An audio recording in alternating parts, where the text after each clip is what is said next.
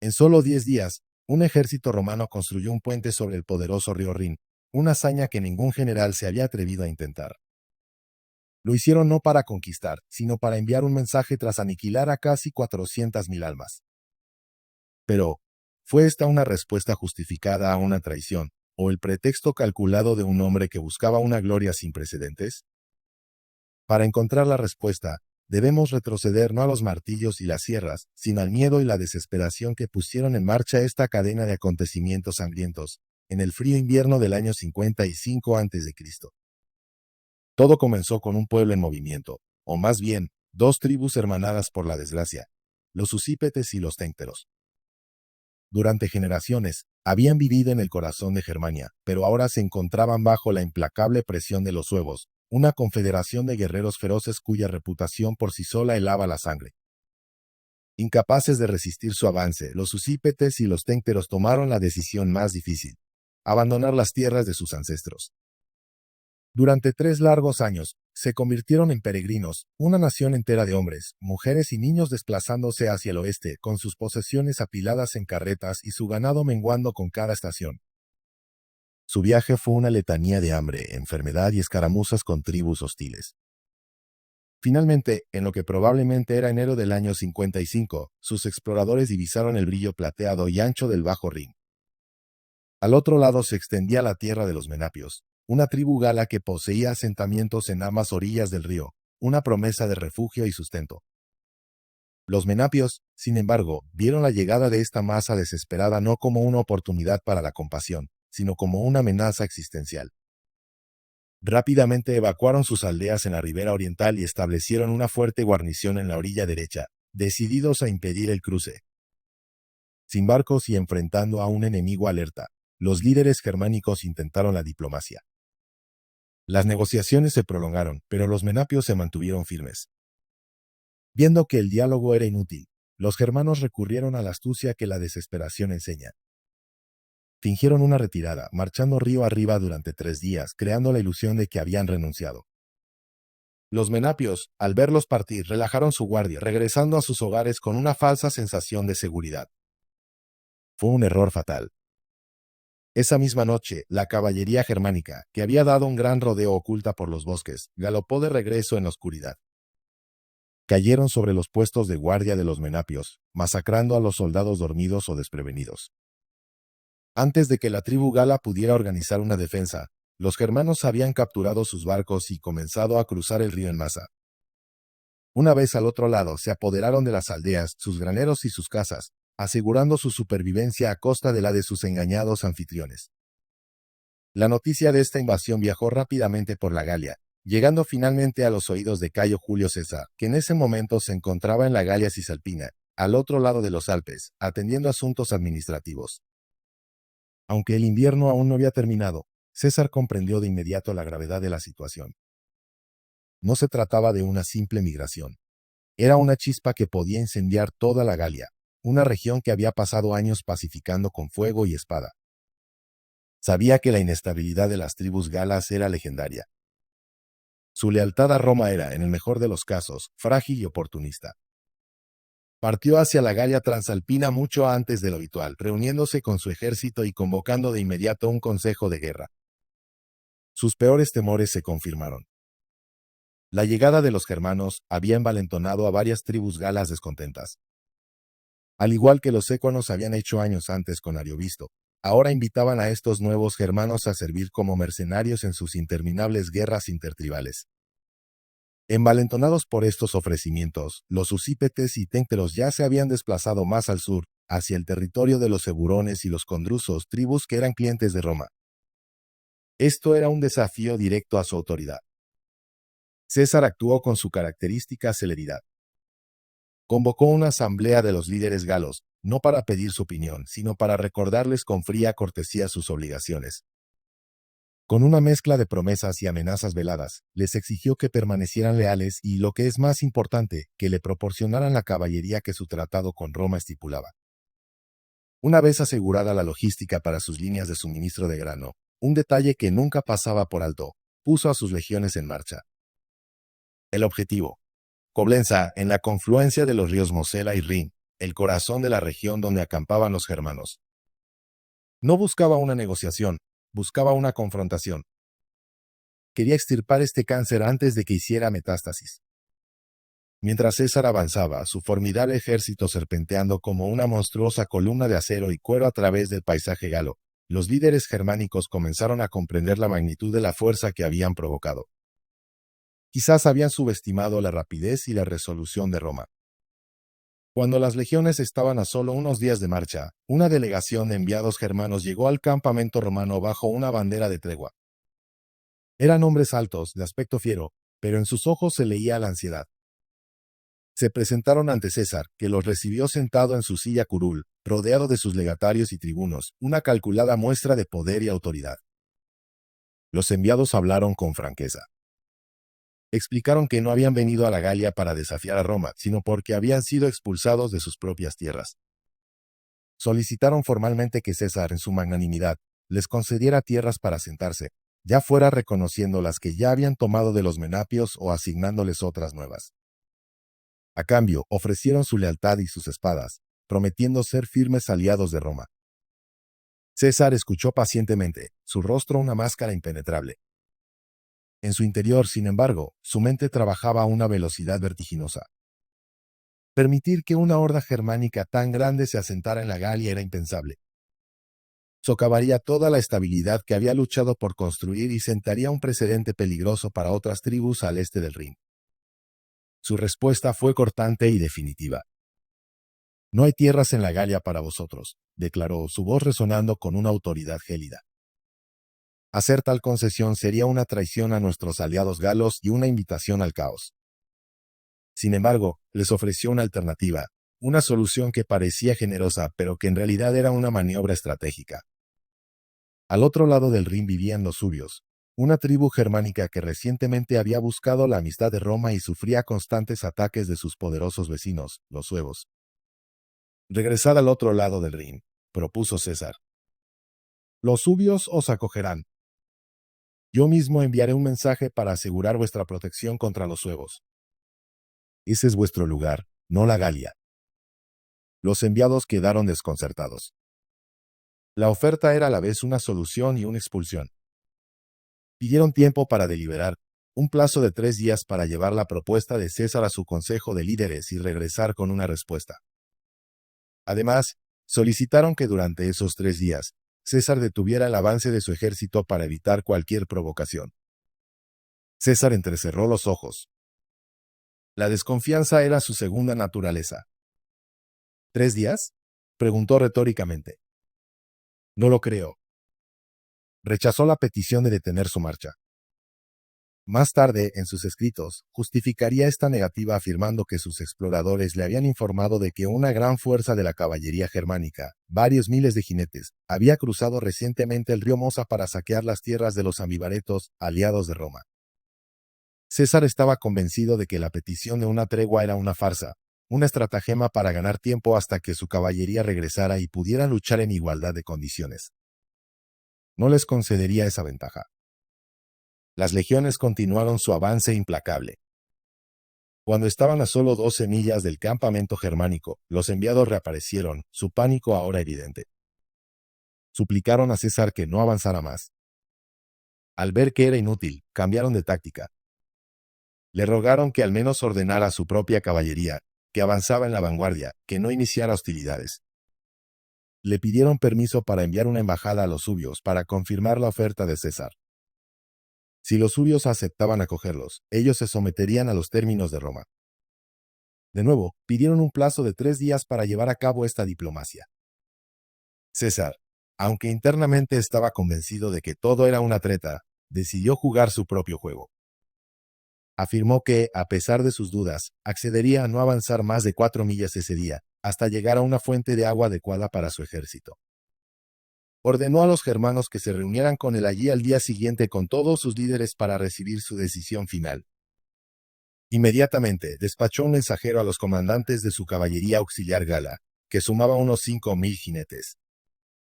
La orden era clara: no provoquéis a los germanos. Si sois atacados, defended vuestra posición, pero no persigáis al enemigo. Contener la situación hasta que la infantería legionaria llegue. César quería controlar cada variable. El destino de la campaña estaba a punto de ser decidido por un estallido de violencia que nadie, o quizás solo uno, esperaba. La caballería auxiliar romana, compuesta principalmente por galos cuya lealtad siempre era una cuestión de conveniencia, avanzaba con cierta arrogancia. 5.000 jinetes eran una fuerza formidable, y se acercaban al lugar designado por César sintiéndose invencibles. No sabían que la mayoría de los jinetes germanos estaban, en efecto, lejos, saqueando al otro lado del Mosa. Sin embargo, un contingente de 800 jinetes téncteros había permanecido en el campamento. Cuando vieron avanzar la nube de polvo de la caballería gala, no sintieron miedo, sino una furia ancestral. A sus ojos, los romanos habían roto la tregua al continuar su avance. Sin esperar órdenes, montaron sus recios caballos y cargaron. El choque fue brutal e inesperado. A pesar de la abrumadora inferioridad numérica, una proporción de más de 6-1, los 800 germanos se estrellaron contra la vanguardia gala con una ferocidad suicida. Los galos, que esperaban una escaramuza controlada, se vieron sumidos en un caos total.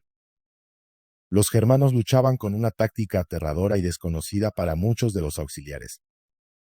En mitad del combate, muchos de ellos saltaban de sus caballos, y mientras sus monturas continuaban causando estragos, ellos se deslizaban por debajo de los caballos enemigos, apuñalando sus vientres con cuchillos largos y afilados. Las bestias heridas se encabritaban, arrojando a sus jinetes al suelo, donde eran masacrados sin piedad. La cohesión de la caballería romana se desintegró en minutos. El pánico se extendió como la pólvora. Lo que debía ser una simple patrulla de vigilancia se convirtió en una desbandada caótica. Los galos, completamente desmoralizados, dieron media vuelta y huyeron a toda velocidad, perseguidos de cerca por los victoriosos germanos. La retirada precipitada no se detuvo hasta que los supervivientes, jadeantes y aterrorizados, llegaron a la vista de las águilas de las legiones de César. La batalla, si se le podía llamar así, había terminado. 74 jinetes romanos yacían muertos en el campo.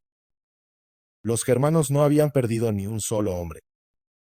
Cuando los informes de la debacle llegaron a César, su rostro se endureció como el granito. Cualquier atisbo de duda o diplomacia se evaporó. Para él, esto no era una escaramuza. Era la prueba definitiva de la perfidia germánica. Había negociado una tregua solo para atacar a traición. La humillante derrota de su caballería no era solo una pérdida táctica, era un golpe devastador a su prestigio. En la Galia, la percepción de la invencibilidad romana era su arma más poderosa. Si la noticia de que un puñado de germanos había puesto en fuga a miles de sus jinetes se extendía, las tribus galas indecisas podrían ver una oportunidad para la rebelión. La situación exigía una respuesta inmediata, abrumadora y terrible. La duda se había convertido en certeza, la estrategia en venganza. A la mañana siguiente, tal como habían acordado, una gran delegación de líderes germánicos, incluyendo a todos sus príncipes y ancianos, llegó al campamento romano. No venían con arrogancia, sino con preocupación. Se presentaron ante César para disculparse por la batalla del día anterior, afirmando que no había sido planeada y que fue el resultado de un grupo de jóvenes guerreros exaltados que actuaron sin órdenes. Es posible que estuvieran diciendo la verdad. Pero para César, la verdad ya no importaba. Los vio acercarse, y en su mente, la decisión ya estaba tomada. Eran la encarnación de la traición. Recibirlos, escuchar sus excusas, sería una muestra de debilidad que no podía permitirse. Cuando los líderes entraron en su pretorio, esperando iniciar una conversación, César dio una sola y fría orden. Los guardias se abalanzaron sobre ellos, desarmándolos y atándolos. Los embajadores, que habían venido en son de paz bajo la protección de una tregua sagrada, se convirtieron en prisioneros. El Rubicón moral de César había sido cruzado mucho antes que el geográfico. Con los líderes enemigos encadenados, el cuerpo principal de las tribus germánicas estaba ahora descabezado y vulnerable. César no perdió ni un instante. Sabía que el shock y la confusión eran sus mejores aliados. Puso a todo su ejército en orden de batalla y comenzó la marcha final de 7 millas hacia el campamento enemigo. Colocó a su desmoralizada caballería en la retaguardia, pues ya no confiaba en su valor ni en su lealtad. La infantería legionaria, sus veteranos de confianza, lideraría el ataque. Organizó a sus legiones en la formidable Acies Triplex, la triple línea de batalla, una formación que le permitía estar listo para un combate instantáneo aunque estuviera en plena marcha. Marchando a doble tiempo, las legiones devoraron la distancia en un tiempo récord. La sorpresa fue total. La aparición del ejército romano en las colinas que dominaban su campamento sumió a los germanos en un estado de pánico absoluto. Esperaban el regreso de sus líderes con noticias de la negociación. En su lugar, vieron el sol brillar sobre 30.000 cascos y el avance inexorable de las águilas de Roma. Estaban completamente desprevenidos, sus guerreros dispersos, muchos sin sus armas a mano. La confusión era total. Las mujeres gritaban, los niños lloraban y los hombres corrían en todas direcciones, tratando de entender qué estaba sucediendo. César no les dio tiempo para recuperarse. El cuerno de batalla sonó, un sonido largo y ominoso que prometía la muerte, y la primera línea de legionarios cargó colina abajo. Aquellos germanos que lograron empuñar sus espadas y escudos intentaron oponer una resistencia desesperada, luchando valientemente entre sus carros y carretas, protegiendo a sus familias. Pero su esfuerzo fue inútil contra la disciplina y el peso de las cortes romanas. Los legionarios avanzaban como una máquina de triturar carne, sus escudos entrelazados formando un muro impenetrable, sus gladios apuñalando rítmicamente. La resistencia inicial se derrumbó rápidamente. El resto de la tribu, la inmensa mayoría de hombres, mujeres y niños, abandonó toda esperanza y huyó en una estampida de terror ciego. Su único pensamiento era alcanzar la seguridad del otro lado del río, en la confluencia del Mosa y el Rin. César, viendo la desbandada, desató a su caballería. Aunque desconfiaba de ellos para una batalla campal, eran perfectos para una persecución. Los jinetes galos, ansiosos por vengar su humillación del día anterior, cayeron sobre los fugitivos con una crueldad sin límites. La masacre fue indescriptible. La llanura que conducía al río se cubrió de cuerpos. Los que no eran alcanzados por la caballería llegaron a la orilla del río solo para enfrentarse a una nueva pesadilla. Las aguas eran profundas y la corriente fuerte. En su pánico, miles se arrojaron al río, tratando de nadar hacia la otra orilla. Muchos, debilitados por la carrera y el miedo, fueron arrastrados por la corriente y se ahogaron. Otros fueron alcanzados en las aguas poco profundas y asesinados. El río se tiñó de rojo. Cuando el sol se puso esa tarde, el campamento germánico era un cementerio silencioso, y las tribus de los usípetes y los ténteros habían dejado de existir como pueblo. César, en sus memorias, afirmaría que de una población de 430.000 personas, ninguna sobrevivió, una exageración casi segura, pero que transmitía la escala de la catástrofe. La victoria fue total, absoluta y brutal.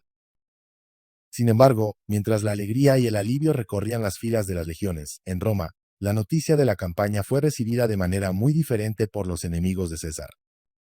Senadores como Catón el Joven se levantaron en el Senado, no para alabar su victoria, sino para condenar su conducta.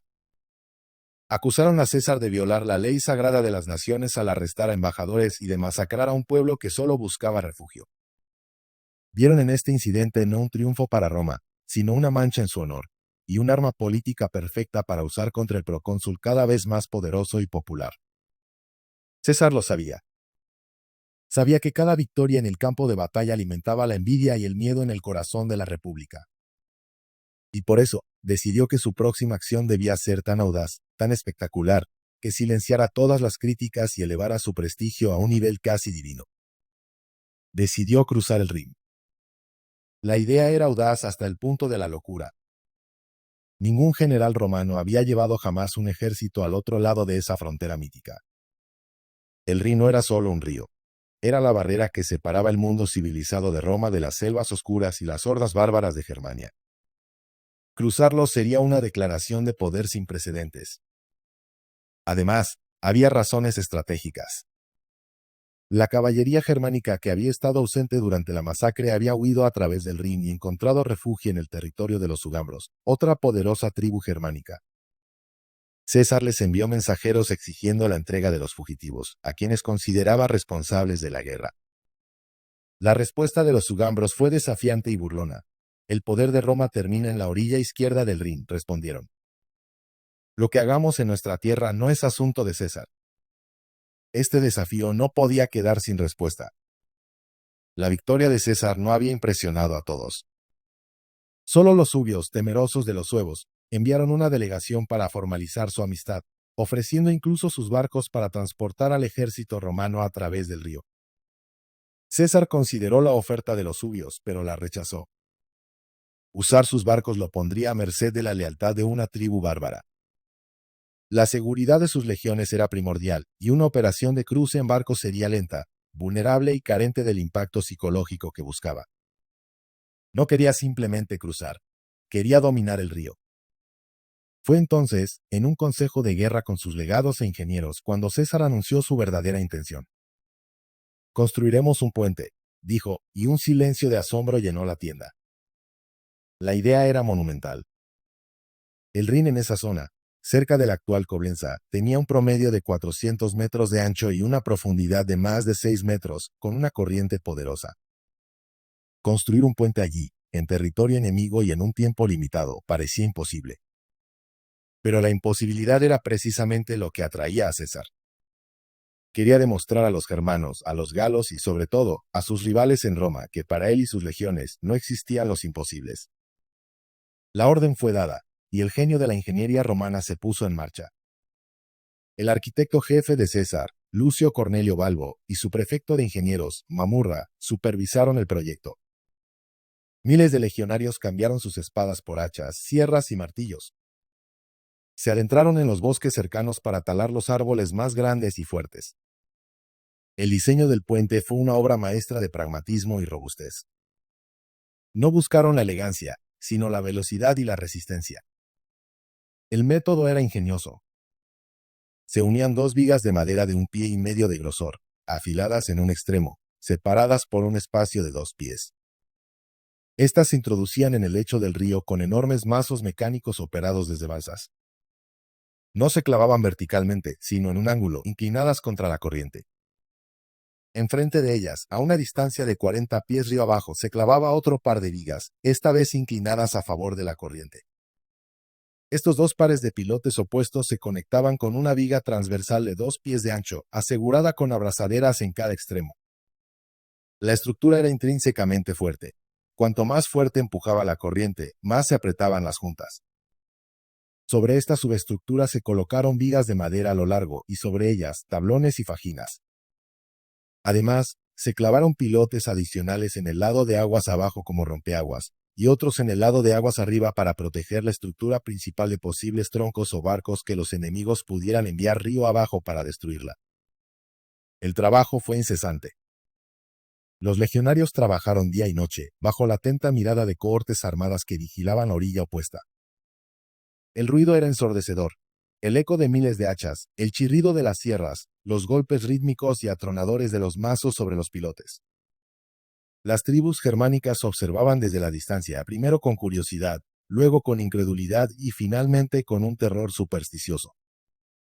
Veían como una estructura colosal crecía desde ambas orillas, extendiéndose para encontrarse en el centro del río como los dedos de un dios.